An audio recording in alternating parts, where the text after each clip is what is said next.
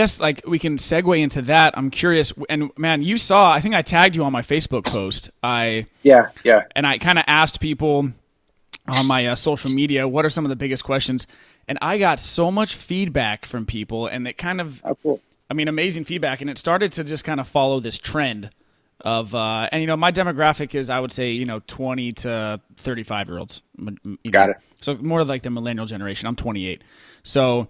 But it really seemed to follow these trends, and I kind of wanted to just shoot you over some of your what your thoughts are on these Yeah. major trends that people have that just kept coming up over and over again. A lot of them apply to my life too. Okay. So like one of the first ones here is from Sabrin, and she says, "My husband and I always fight about this. He thinks it's better to clear debt before buying a home. I think it's better to get a home first and pay off the debt as you live in the nice house. Lol." I'm sure certain details can change, but what's better? And that's something I have too. It's like I have $25,000 in student loan debt still from Right. undergraduate, and it's like, yeah, do I use when I have money? If I start, when I have my income, do I put that towards a down payment? Do I put it towards savings? Do I put it towards a 401k, blah blah blah, or do I just say fuck all of that? I have to turn off my my debt first. Yeah. Okay. So I'll give you two answers. One is the what did I actually do? Okay, Because perfect. I've never done anything but this. So I was a business owner right out of college, made every Okay, mistake in the book, in this industry. So what I did was I acquired. I'll give you what I did first, and I'll tell you really what you should do. okay, Um, perfect. yeah. So I did. I acquired about 75 grand of credit card debt, building this Damn. this business. Yeah. I Okay, mean, at least it because was for a good cause. It was for a good cause. well, we say that now, but I mean, shit, I could have gone the opposite way. I could be broke as a joke. But True. back then I had no kids, no family, so if I screwed it up, it was just me. Yeah. And there's power in that. I think that's smart. Anyway, so I acquired all this debt. I had student loan debt. I had, car debt. And then I thought it would be a really good idea to buy a home. Uh, and back then you could still do it. That was 2001. In fact, Okay. I closed on the house the Friday after 9/11, Oh which was like wow. a few days. Yeah, it was Wow. bizarre. So that was exactly probably the wrong thing to do. I really lucked out because I bought that home in DC, and I think I sold it in 2006, and I bought it for like 199 grand, and I sold it for 425. But Wow. if the real estate didn't do that, man, I would have been so screwed. So here's what I would tell 25, 35, 45-year-old Joe or Alex or Sabrin, I think was the name. Sabrin, yeah, good, yeah.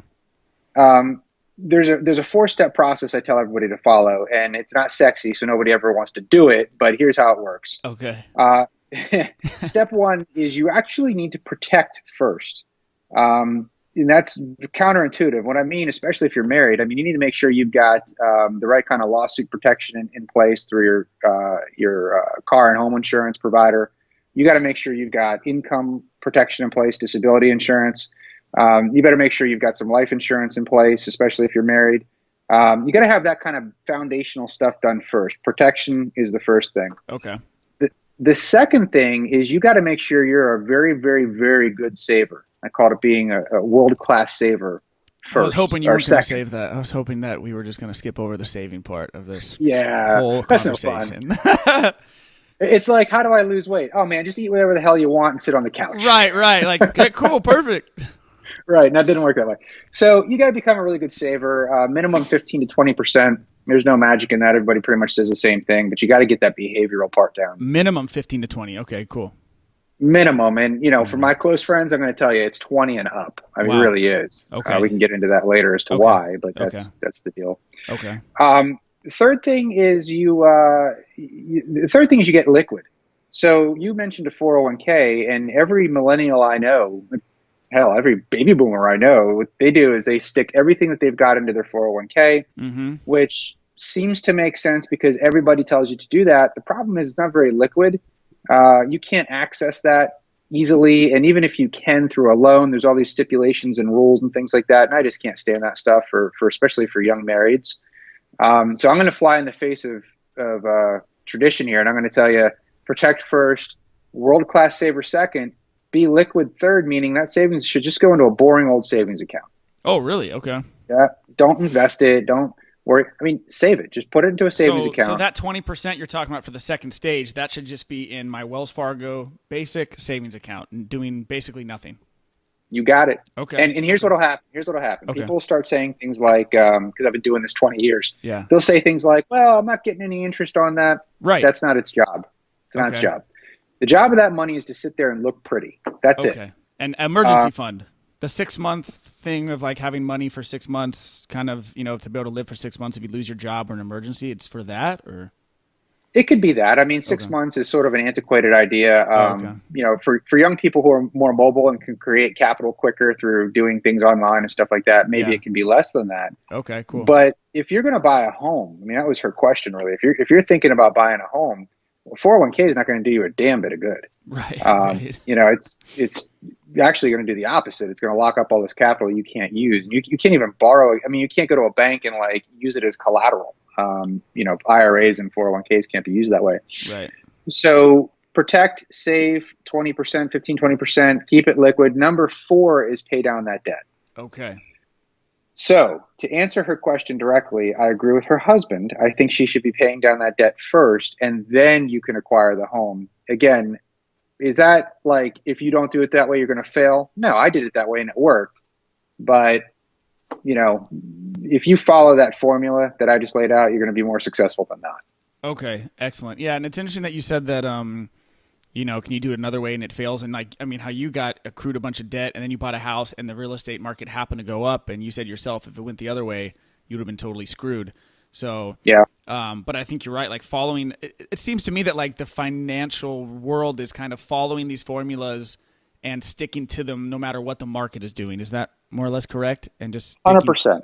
Okay. 100% correct. Yeah. I mean, I will tell you flat out. I'm a certified financial planner. I've got all the designations and degrees. I will usually disagree. 80% of the time, I'm looking at what my industry is putting out there and saying that's exactly the wrong advice to give. And I feel like millennials are positioned to hear that because, they're breaking the rules anyway. Right. Look what you're doing for a career. You're not following what my grandfather did or what my father did. Right. Right. You know what I'm saying? So like, why would you then assume that every old guy on radio or TV who's telling you to do it a certain way, like, why would you assume that's right? Right.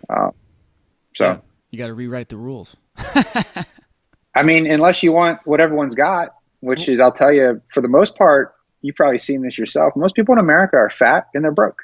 Right. Right. Well, and it's, when people are, the advice coming from 50 years plus are people that were born and raised, and I look at my parents and a lot of the advice they give me, it's always interesting to like, you want to take advice from the older generation, right? It's like, wow, they're wise. They've lived through it.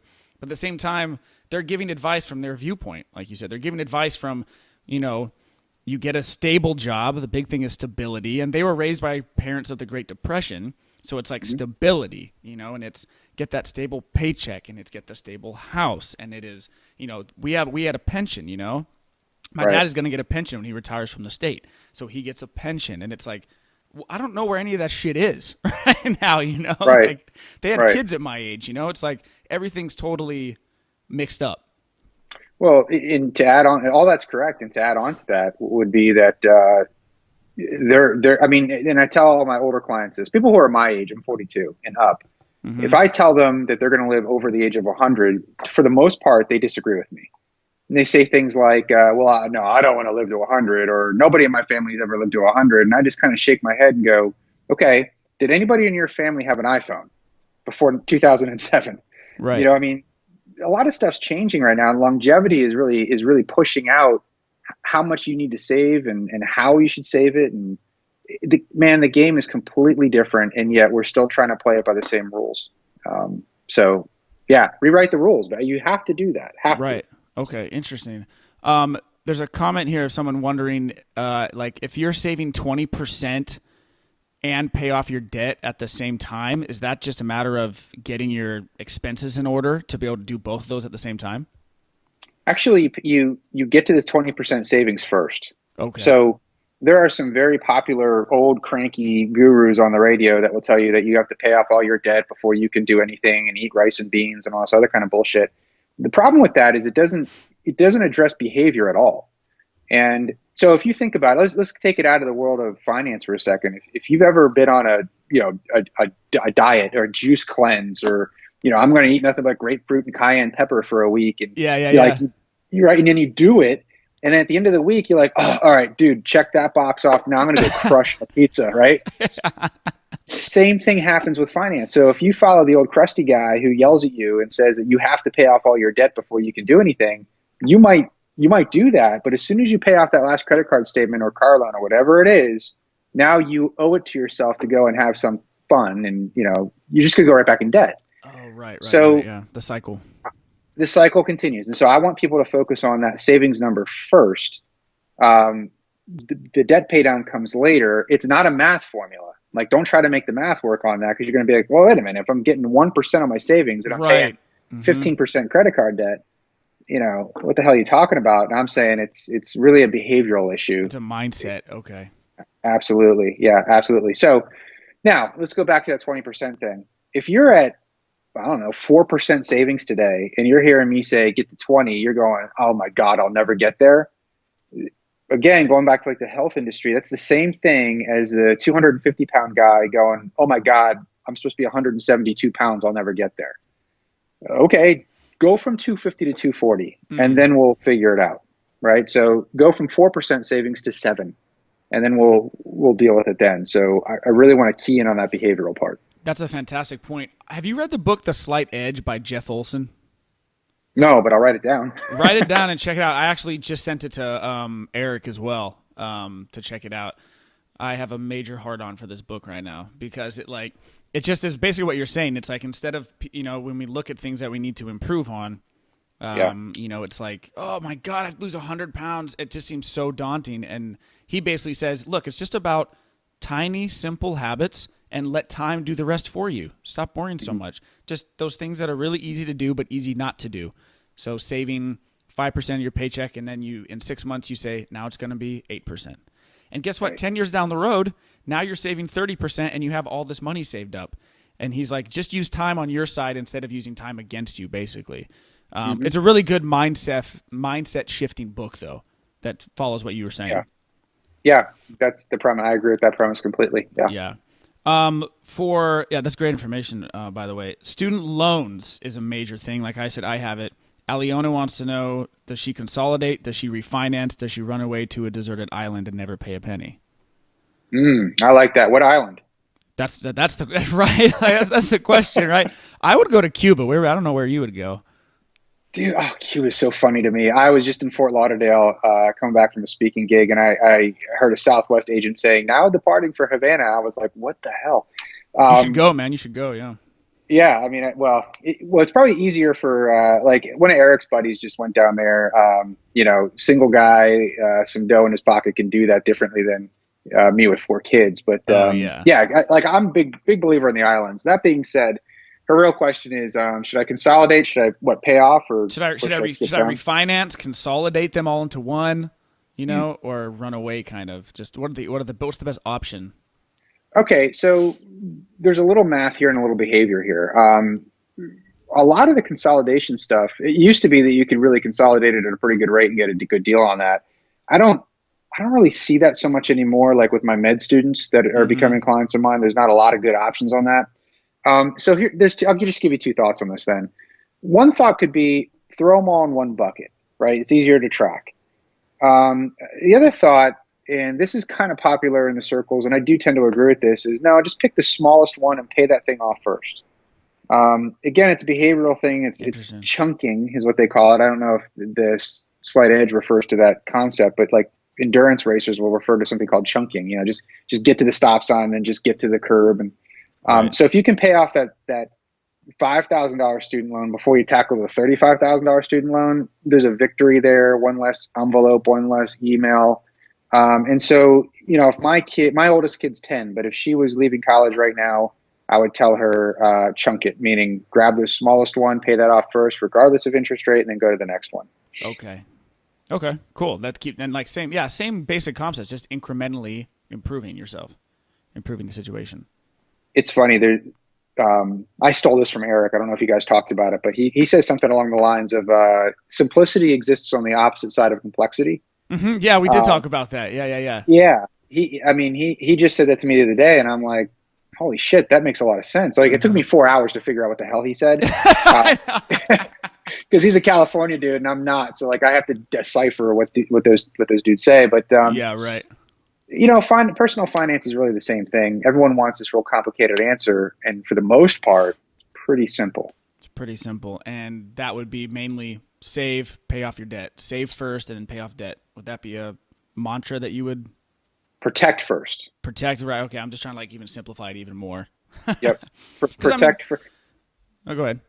Well, here's the problem. So if let's say I'm 23-year-old Joe again, Yeah. right? And I'm back in Washington D.C. living the life. To go back. Yeah. Anyway, so I'm trying to you picture got, what you would be doing at 23. Yeah. oh man, it was fun. And I had that brand new black Jeep Cherokee before they looked like, Oh. Oh, I you wanted to remember buy those? one so bad. Those are so sweet. You had the doors off and everything. No, I didn't do that. These were back when the Cherokee Classic, not the Wrangler. Oh, I'm sorry. I'm thinking of the Wrangler. I Yeah, don't know what the Cherokee Classics are. yeah, the Cherokee Classics are the old boxy, like they look Okay. awesome. I have two Wranglers now. I got a four-door big black like military looking one, doors off Yeah. all the time, and I got a green one that we have fun in too. But Badass. Yeah. anyway, back to 23-year-old Joe. The reason why I say protect first is that, like, well, the good news is I didn't get sick. I didn't lose my paycheck due to health reasons or lawsuit. So everything turned out okay. But what if I did? So at 23 years old, what if I did get, I don't know, like testicular cancer and I couldn't work for a year? Right. Right. That would have ended me. Because I didn't have any family money. Like, my parents didn't have any dough. So that's why I tell everyone, I don't care if you've got kids, if you're married, or if you're single, your number one asset is your cash flow, is your ability to earn that paycheck. Right. Right. So you have to protect first. It's boring. It sucks. You look at it and go, oh, I could do more with that money. Put the moat around the castle, protect first. Yeah. World-class saver number two. Be liquid number three, and pay down that debt Be number on four. that. Okay, great. Well, yeah, those are great four components. Yeah, I don't have health insurance, and it's like Yeah. I'm doing the 28-year-old like I'm fine, like I think I'm gonna be fine, and my parents will harp on me. If you get in an accident, we're gonna be paying for you, and Yeah. So I'm like, yeah, you're it's right. They're funny like, because we're gonna be screwed, so get health insurance. there's a term for that. I think it's called moral risk. I think it's called moral risk, and all it really means is that, like, same thing. So like when my kid grows up, my oldest, let's say, she grows up, she's 22 years old. She's like, I feel healthy. I'm not getting, okay. That's all well and good. But if you get sick, mom and I aren't going to let you just sit in the gutter. So Right. you not having the health insurance and you not actually allocating your resources responsibly I have to bear that risk as the parent. Right. Right. And we see that play out all the time. Like on Facebook, you'll see how many Facebook things you're going to see today for GoFundMe because some dude died and left two kids, and now we all have to chip in $50 to pay for college. That is bullshit. Mm-hmm. Dude should have had life insurance. Like, it's not expensive. It's like $10 a month, $50 a month. Come on. Yeah. Yeah, it's a personal responsibility thing. Well, no, it's interesting. It's because I hear so many people harp on investing, saving. Yeah. How do you pay off student loans? And I don't know if I've ever heard anyone talk about protection first. And especially if you're 20 to 35, like you said, and you got all this energy and, single or, you just have a girlfriend and no kids. My God, if I was to get cancer right now, like you said, that would go out the window. All of my potential for earning would be completely shot and gone. Yeah, so you use a really good term there. So let's back this up and think of it practically. We all understand, like, the stock market, and you look at the prices of a stock, the price of Apple or the price of AutoZone or whatever the case may be. All that price really is, if you simplify it. So one share of AutoZone stock, let's say, is $700. Yeah. What they're doing is they're saying all the future cash flows of AutoZone stock, its net present value today is $700 per share. You would need $700 per share to equal the future cash flow. Okay. So you have a stock price too, and I have a stock price. So you said potential. So if I'm sitting here, let's use easy numbers, and I'm making 50 grand a year, Mm-hmm. and I'm 25 years old. Well, if you've got 40 years to go, 40 years times 50 grand, what is it, $2 million? Mm-hmm. That's your no increase in earnings. Your potential to earn over the next 40 years is $2 million. So the net present value, you're worth, like, I don't know, 800 grand today. Huh. Um, Thank you. and Oh yeah. there you are. So I mean, now you could be Great. making 100, you could be making 500 or 700, but we all have a potential to earn income Mm-hmm. until we don't. So what could take that away? It could be a lawsuit where you got to pay 30% to the government, 30% to this, this plaintiff that you hit somebody in your car, or it could be that you're disabled and can't work. It could be that you die. It could be a lot of different things that take that paycheck away. So you got to protect that thing. Right. Yeah. That's fantastic advice. And something that I think a lot of people my age never hear. Um, It's, you know why? Let me tell you the dirty little secret. yeah. Okay. I love the dirty little secrets. Yeah. Let's hear it. Dirty little secrets are the best. So in my industry, you've got insurance guys and you've got investment guys. Okay. The insurance guys want to sell you insurance. The investment guys want to sell you investments. But what do you think is the easier thing to sell? Insurance or investments? Investments. Big time. So the insurance guys kind of get pushed to the side. And most of those guys are actually in the world of investing now. It's because they figured out like nobody wants to buy disability insurance, but everybody will buy this like super cool Roth IRA where I promise you like gazillions of dollars. Right. So it's the path of least resistance, and my industry is mainly headed towards that world. So whatever you'll buy from me, that's what I'm selling you. I won't tell you the truth. I'll just tell you what you want to hear and then sell it to you. Yeah. And when financial people have a terrible reputation for that, don't they? I mean, And we've earned it.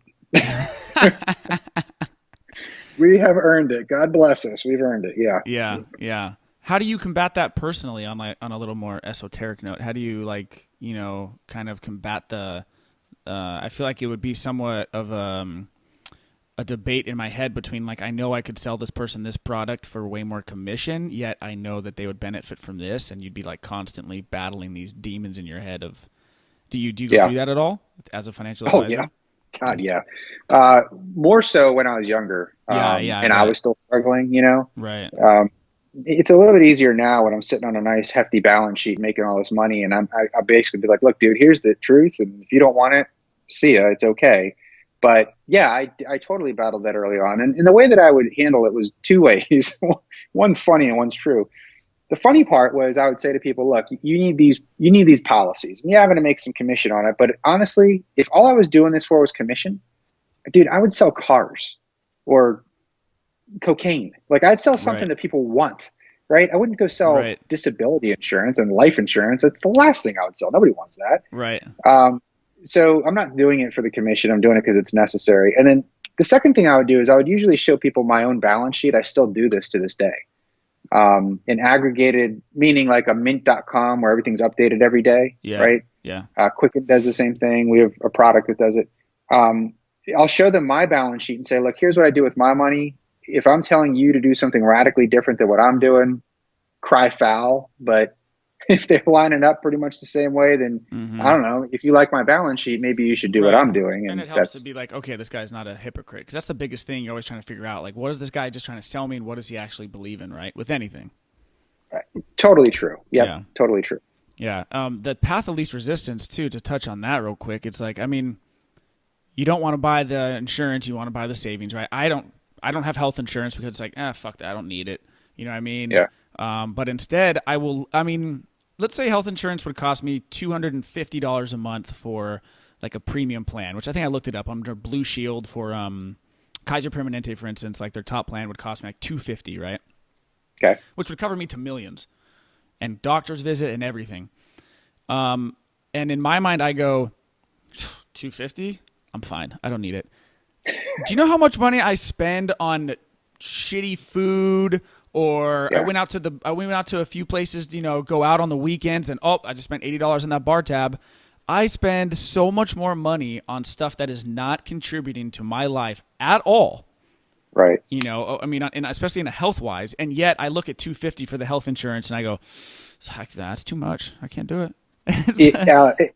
It's not just you, Alex. I deal with people who make, $800, $900, $1.2 million a year, and they do the same damn thing. Now the numbers might be different, but the percentages are the same. Right. And then, so I'll hear how they can't afford whatever. And then you see them in Lululemon dropping, $2,000 on like, anti-stink shirts. Like people are people, behavior is behavior, and mostly it's bad behavior. Okay. Let's change the behavior. Got it. switching points a little bit over to investing. I had a lot of people just, and like you said, it's the sexy part, right? I Right. think it scares a lot of people. Carly and Dylan and Stephanie all wanted to know basically this question. I don't invest in stocks at all. It's intimidating to me with all the options. Help. Should I not worry about it or just keep doing without? What's a good place recommended to start? That's the general consensus. Great. Okay. Interesting. I'm a little surprised by that, actually. Um, the perception that I have, where I go and I speak, to hundreds of people, is that the young folks are the gunslingers and the old folks, like, they're out of it. So that's changing my paradigm a little bit. But let me answer the question. So let's just talk just investing right now. If I was not in the business that I'm in, but I had all the information that I have, what would I do? Well, I'd say, okay, assuming I've got my savings handled, my insurance handled, that kind of stuff, and now I'm ready to invest. What you need to do And no debt. is And you need no to look, debt. And no debt, right? or minimal debt. Let's say Okay, at least minimal minimal debt. debt. Okay. Okay. Yeah, I mean, because again, unlike the guy on the radio who's like, you must do this, but now, come on, look, you might have, I don't know, if you've got $1,500 on a credit card and you're ready to invest, and you took that credit card from 10 grand down to 1,500, like, go Okay. for it. Let's Okay. go, Cool, right? cool, cool. So the first thing to understand about the market is that it's like building a bridge, the Golden Gate Bridge. When they built the Golden Gate Bridge, they didn't build it to be static. I know they can't see my hands on a podcast, right? But like, the Golden Gate Bridge doesn't just sit there. It sways. It moves. It moves side to side. It moves up and down. And if it didn't, it would break. Right. And if it moved too much, it would break. And so people tend to look at the stock market as if this is some mystical thing that we have to have like gut instincts and feelings around, and you don't. What you need to understand is math. And all the bullshit out there where people talk about the advisors who can beat the market, you need an advisor to beat the market. None of that's true. It sounds cool, but there's no academic support to it. And the advisors make money when everyone thinks that, right? Oh, absolutely. Right. So not just the advisors, like the guys like me that are literally hand-to-hand combat with like the people, right? Selling to the people. It's the people who run the mutual fund industry, and they want to transact a lot, right? There's fees and all this stuff. Yeah. But the truth is, nobody knows whether it's going to be Apple or Samsung or Nike or Under Armour. Nobody knows that. Nobody knows if it's going to be Trump or Hillary. Nobody knows if it's going to be Brexit or not. Obviously, we don't know shit. Right. So what we do know is that every stock has what's called a standard deviation, and all that really means is movement. And the individual client needs to figure out, okay, well, how much movement can I handle, or volatility can I deal with? So if you say to me, Joe, look, if the market's down 20%, I don't care because I'm not going to sell it. Then what I would tell you is, great. You need to go to a fund company and you need to buy, a United States based fund, like an S&P 500 fund, large cap fund. Okay, not a managed fund, something like a Vanguard or something like that. Now, I can't tell you to go buy Vanguard because then my licenses and things like that. So I'd get in the crosshairs with compliance. But a good fund like that. Mm-hmm. You buy some United States based funds, large cap companies. Then you go and you buy another U.S. fund with small companies, because large companies and small companies are going to get different returns at different times typically. You also want some international. So you can't just invest in the U.S. You want to invest internationally. And then you also have to blend in some bonds or some fixed income. And the combination, the allocation, or how you like combine all those ingredients really just depends on how much swing or sway you can take. Okay. And a good advisor will help you with that. And if you can understand that, then go and buy a well-allocated portfolio of mutual funds, and you can do that online. You can do it on your phone now, or you can do it through an advisor. Okay. So I've cut down my debt. I've taken care of the protection, the savings. I'm liquid, and I've cut down on my debt. And I have I'm going to say, you know what? Every month I'm going to put $500 into investments. Mm-hmm. I personally have Options Express app through Charles Schwab, right? Mm-hmm. And so, what would you say if I have $500 every month, just to simplify this, and I don't want to pay for an advisor? Mm-hmm. Would I just put the $500 into? I do it into a Vanguard index fund. Mm-hmm. Just would you recommend that? Just I got $500 extra a month, or should I go? You know what? I'm single. I don't have any kids. I can handle some more volatility.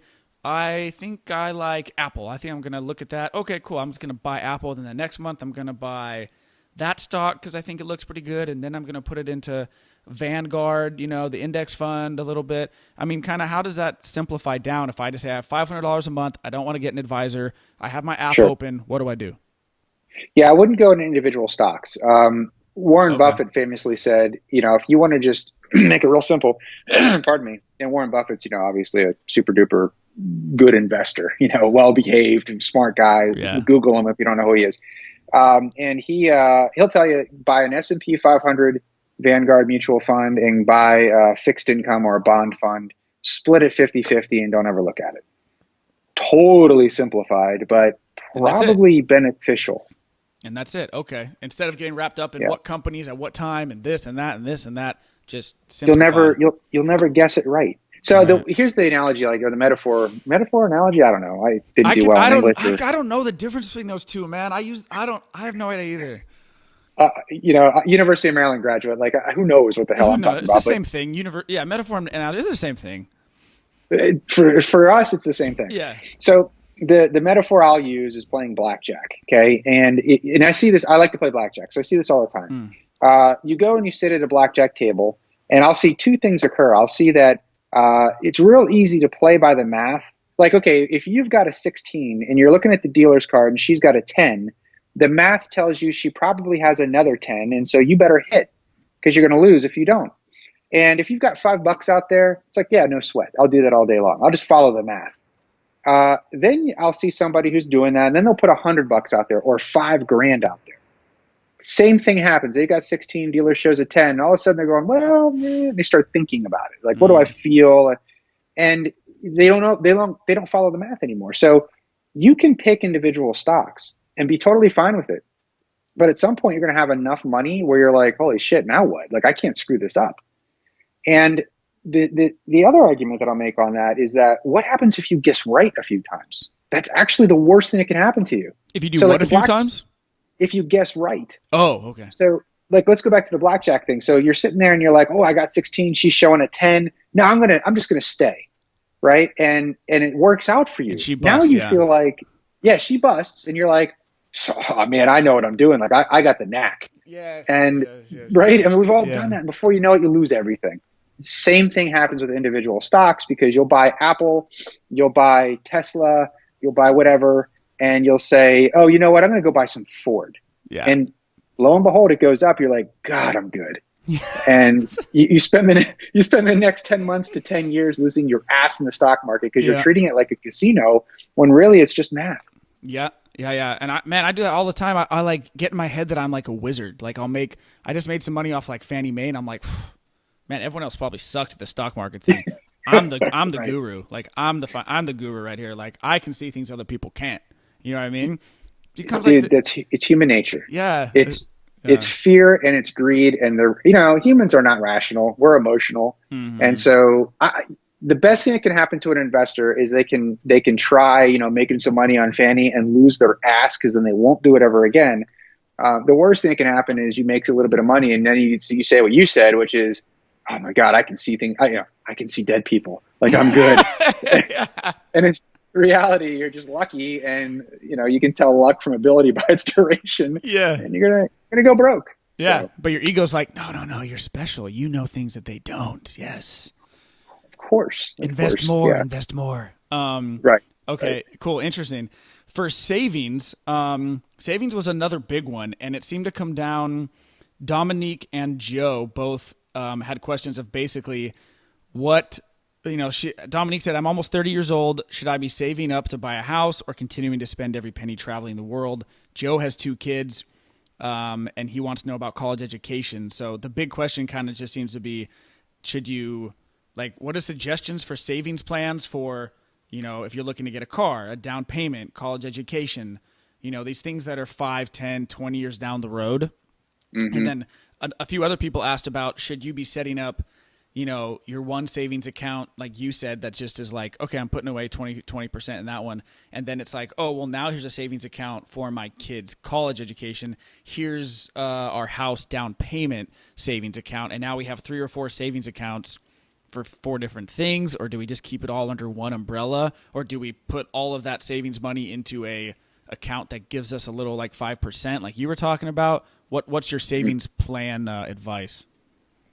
So there's a lot of stuff inside of that. Yeah, First sorry. of all, my wife and I, no, that's perfectly fine. I'll try to remember it, but Yeah. my wife and I do keep separate savings accounts. It's just how we do it. So, when private school tuition is going to be X amount, 20 grand, we set aside throughout the year a certain amount of money for Ava versus Gavin, on and on and on. So we do that. We have a savings account for taxes. So it's funny, and it's always more money. It's always the biggest number goes into the friggin' tax account. So taxes or not college, but private school, that kind of stuff, we kind of break it out. I think that works well for a lot of people. They sort of break that out. Now, the other part of the question was something about should I save for a down payment on a house or travel the world? Right. What the hell do you want to do?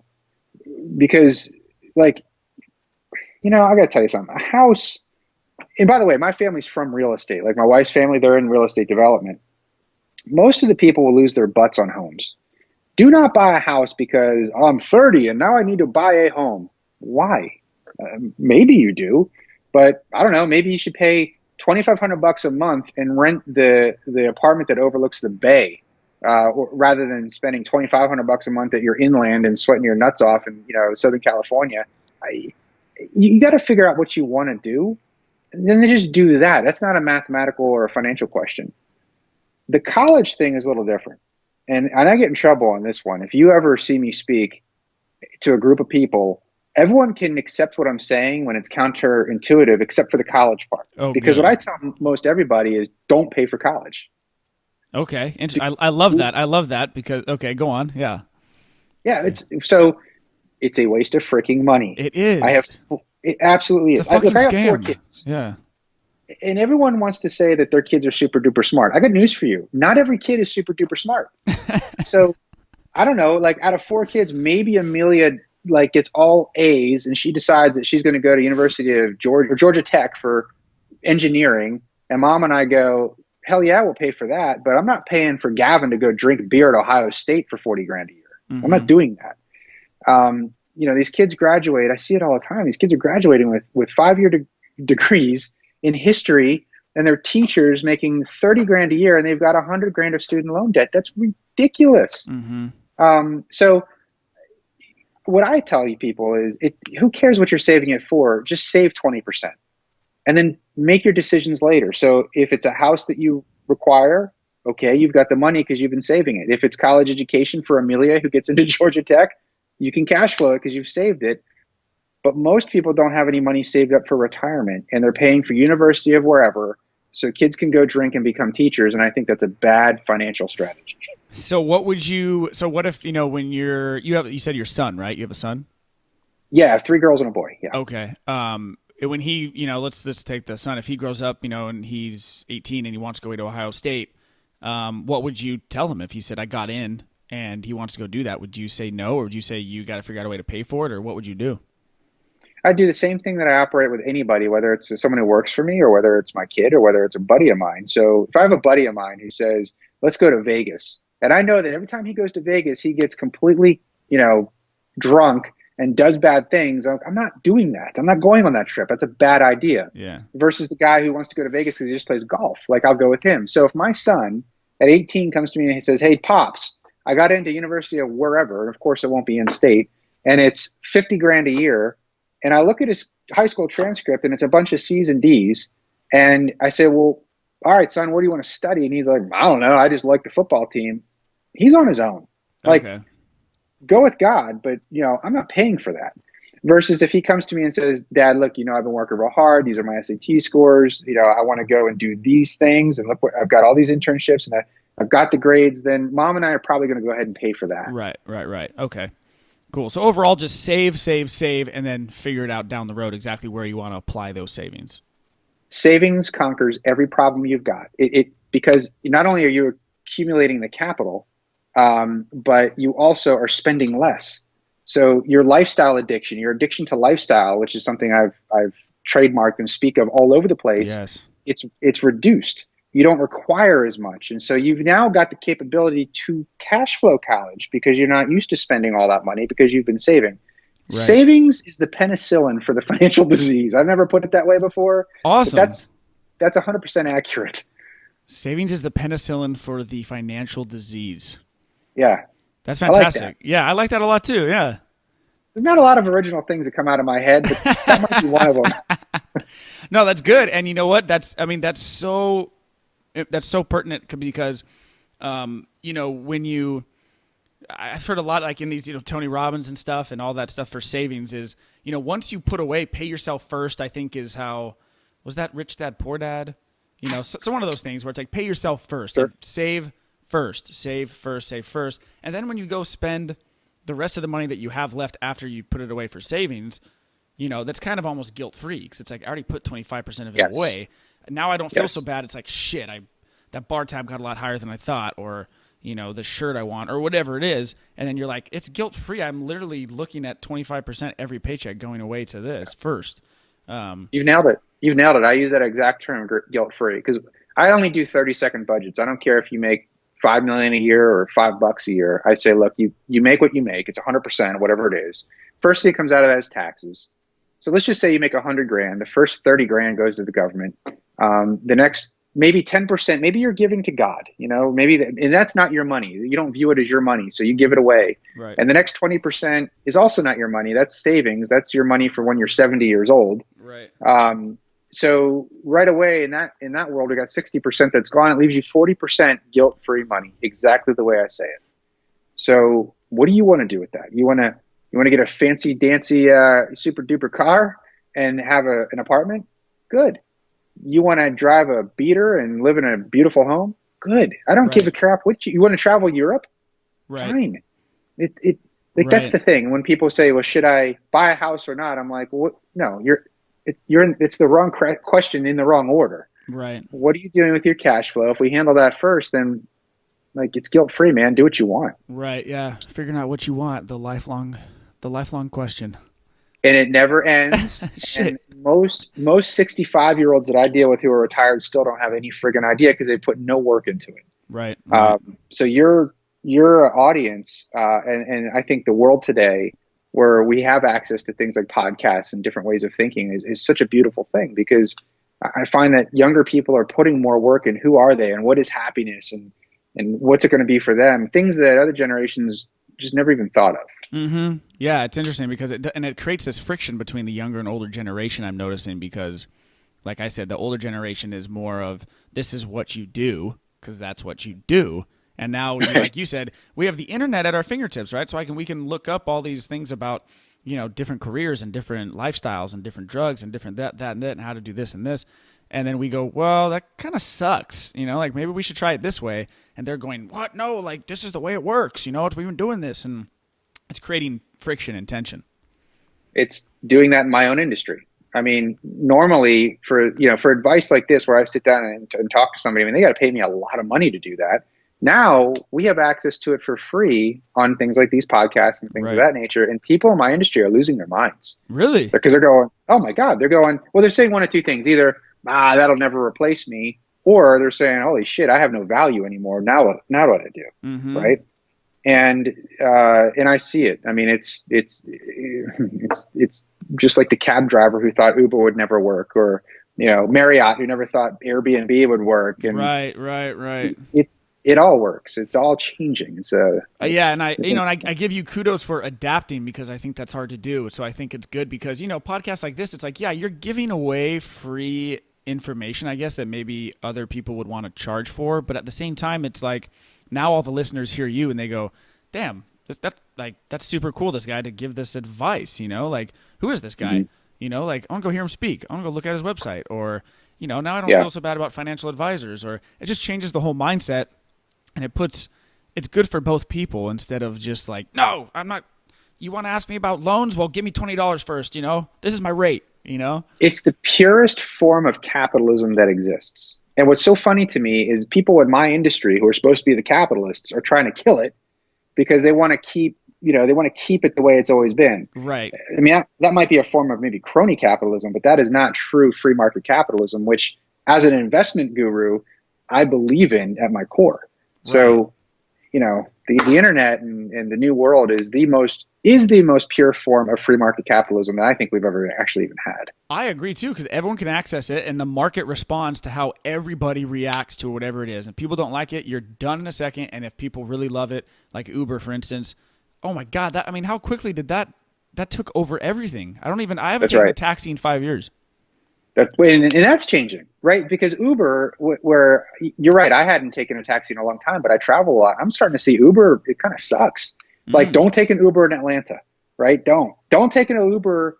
I can tell you this from now. Uber's going to sue me. In fact, I won't say that. Take Ubers. Ubers are great. They get too much money, Fuck but you, Uber's Uber. going to have a problem because the quality of their product is going down, in my opinion. True, yeah. So, and that's natural. Business models are just they're going from rookie level to veteran to out of business quicker is all, and adaptation is key. Yeah, yeah, I agree. We'll do two quick more questions here. I know that we're running a little long. Let's see. For real estate, like renting and purchasing, which we already covered. And I heard a guy online say that you should. This was kind of cool. I forgot about this. You should rent where you want to live, and then buy where other people are going to want to live, kind of thing. So he's like, look, like in this environment, like the internet, you're moving a lot. People are remote.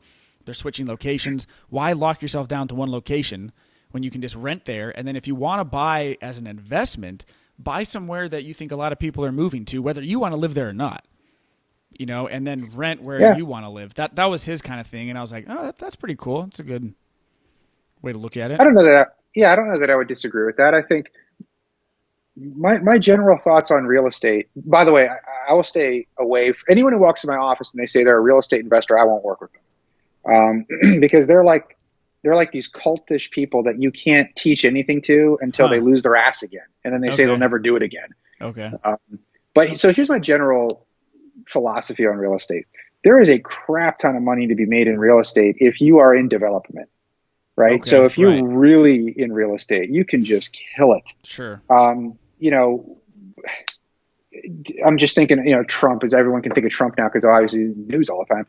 Trump didn't make his money on flipping properties. He was a developer. Right. Right. And these I'll call them kids. I'm the ripe old 42-year-old. These kids who are out there saying, "Well, I'm going to be in real estate investing. I'm going to flip." I got to tell you, the people I know that were in that business, they're trying to get the hell out. Right. So real estate investing is tough. But that advice that guy gave, I don't disagree with it because it's more lifestyle advice. It's like, well, live where you want to live, and if you Lifestyle. have Yeah. to buy real estate, yeah, buy it somewhere where Yeah. you think people are going to move to. Yeah. Love it. A little obscure question. This is actually from a really good friend of mine, Kevin. He's wondering about the tax benefits of having an LLC. Should normal people set them up?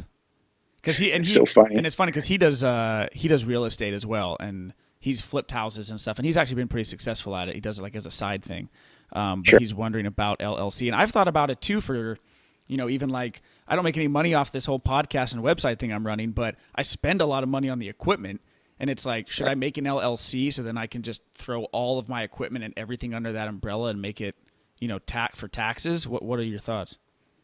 So I stay away from giving any kind of tax advice anywhere, even in my own private office with my private clients, because I'm not a CPA, and I can really get in trouble quick with that. But I will say this, Okay. um, and this is not tax advice. This is really lawsuit protection. What I like about LLCs, we're forgetting the differences between distributions of income rather than ordinary income, that kind of stuff. The beauty of an LLC, especially for people in real estate, if you buy a piece of property, it's a rental property, and you put that into an LLC, and something happens and somebody sues you, I'm not an attorney, and it's different in every state. But my understanding is that you are limiting your liability, LLC, to that property. Mm, So you're shielding the other 15 properties you own or the other $10 million of stock investments you might have. And so that, to me, is one of the primary reasons to consider an LLC. The tax okay. reasons I'll let you Google Find out. or talk to a Right. CPA for. Okay. Yeah. Yeah. So if you're like a blogger or have a small company, then it's probably not going to be that beneficial. Well, I don't know. I mean, Alex, what if I get an attorney and I say, I listen to this guy, Alex Starr, and he told me I should do this thing, and I did it, and now my fiance left me, and I'm damaged. And it's his advice, and I want to sue him for $1 million, and I get some schmuck attorney to agree, and now we're in court for 6 months, even if you win. Um, there's a benefit to having LLCs, I think, that is lawsuit protection Right. and liability protection more so than tax protection. I think it's worthwhile to look into. Okay. Great. Good advice. Last little section here is retirement, which seemed to freak a lot of people out. Amanda says, I have 0 retirement accounts and plans. Not sure if I'm digging myself in a hole here. Adrian wants to know what's the best advice for saving or setting up for retirement, 401ks, blah, blah, blah, blah, blah. Yeah, what are your, for let's say, 25-year-old, they're saving the cash, like you said, the liquid, they're protected, they low on debt. Are they putting the rest of the money, and then there's also investments, right? I mean, should those like the $500 a month into those like index funds we talked about or mutual funds, should there also be extra money into this, Roth IRA as well? Okay. So mark this down because I've been saying it, by the way, for 15 years. It's just starting to get it traction now. In the next 5 to 10 years, you're going to start seeing that the common advice is that 401ks are crap. That's not right now. Right now, your mommy and daddy, who you talk to about finances all the time, are going to tell you that this Joe on podcast is an idiot, that you got to put your money in a 401k. Right. And I'm telling you, do not do that. It is a rip off. Okay. You're 25 years old. You're making 25 grand. You'll never be in a lower tax bracket than you are right now. You do not need a deduction. Okay. What you need is savings, because what happens with a 401k is that you just simply pay whatever tax bracket you're at down the road. And yeah, you've deferred all that, but what happens if you're at a $25,000 tax bracket, your effective bracket is, 10%. Then you go to retire and you pull it out and you're in a 60% bracket. And I see that happening to people. I mean, if you just look at the history of taxation in this country, it's been all over the map. So for the young folks out there, listen, you know what you need to retire? You know what you need? You need money. You just need money. You don't need a 401k. You could never buy a stock and you could retire because you've built up 15 rental properties that are your retirement, right? Right. So it comes back to savings. No, I don't think, if it was Amanda, no, I don't think you're behind. I mean, I don't know your situation necessarily, but understand, again, from a longevity standpoint, you're not going to retire at 60 or 65 because you're not going to die at 80 or 85. You're going to live to 110. Mm-hmm.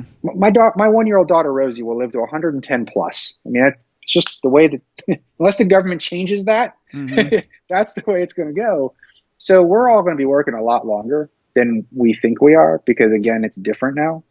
I think you need to focus on the amount of money you save, not necessarily where you save it. Okay. And once you have that basic cushion of savings, like real traditional savings account kind of stuff, you just need to start investing. I would tell you to remain liquid. It's what we talked about. So maybe use that S&P 500 fund that's not in the 401k. Right. Oh, but Joe, what about the match? Do the math on this. The money that you give up on the match versus being liquid, for the most part, the juice isn't worth the squeeze. Like, it's not, don't worry about the match. Okay. And the last thing I'll say about this is this. The Roth feature is really good. I like it. Roth IRAs are great for young people, millennials and stuff, because you can access up to your principal with no taxes or penalties of any kind. It does come out tax-free whenever you choose to pull it out. You can use it for a first home purchase. So a Roth IRA is a pretty good deal for people. And if you've handled all the other stuff, protection, et cetera, I think that's the place to go. Okay, so protection and savings, and we put some extra money into an IRA, and then we put a little extra money into a standard Vanguard mutual or index fund, and kind of. Yeah, a Roth IRA I think makes a lot of sense. Yeah. Yeah. Okay. Cool. Well, man, that was so much good information. That was the main like brackets of the, core of people's freaking like questions and stuff for this. So where do you have like a specific tell us about, like, I mean, do you do private consulting as well? Like, tell us about like your company, like where can people reach you if they wanted to do, if they wanted to get more consulting? Sure. So, there's 2 spots. If you're looking for just financial information and financial consulting, just go to joedelisi.com, DELISI, joedelisi.com. And you'll see some videos on there. You'll see a bunch of anything that's on there. I've either written myself or, it's all. You have good blog posts too. I checked it out. Yeah. You have some great blog posts. Yeah. Yeah. yeah, those are all just things I write. So you can get to me through there. You can schedule time with me through there if it's just financial. I have a separate company which is all behavioral coaching. So that's financial, health, nutrition, exercise, etc. Because they Oh, all really tie together. sure, yeah. And that's Foxhole Partners. And the best way really to reach me there right now, I think, is on Instagram, and it's Joe DeLisi 36 on Instagram. And we're just kind of building that all out right now. But it just depends on what you're looking for. But one of those two areas would be great. Yeah, that's awesome. I love that you're combining. I mean, like we've been talking about, it's the mindset first, and then it just and that Slide Edge book. Like I said, I have a major boner for that book right now, so I just keep talking about it to everybody. But it really does, like that. That's the mindset. You take that mindset, and then you just apply that to your finances, to your health, to your relationships, to your fitness. Yes. And then it kind of builds off of that. But instead, I feel like a lot of us are trying to pick and choose. I mean, I'm speaking from my personal experience. It's like picking and choosing what things I want to fix, but I have no groundwork for, instilling those good habits to really just watch everything else fall into place. You know what I mean? So I like that. Yeah, what you're talking about is called compartmentalization, and Right. and Yeah, there you go. you really you can't do it. I mean, Tiger Woods, Bill Clinton. I mean, Bill Clinton was a great politician. He was a crappy guy, and then it blew up on him. And Tiger Woods was an amazing athlete, but a crappy husband, and then it blew up on him. So my premise for people is you can't just handle your finances and ignore your health. You can't just do your health and ignore your finances or your relationships. That's compartmentalizing, and at some point it blows up on you. And so all my credibility that people know me for is in the world of finance, but it can be applied across the board. Right. Amazing. Cool. We'll stick around for 2 seconds, but we'll end the podcast there, man. Thanks so much for coming on, man. I know everyone that's going to be listening to this is going to get a lot out of it, so I appreciate your time, and thanks a lot. Oh, it was a blast. Thanks, man. Yeah. Cool, man. Well, thanks a lot, Joe. Hey, did you do a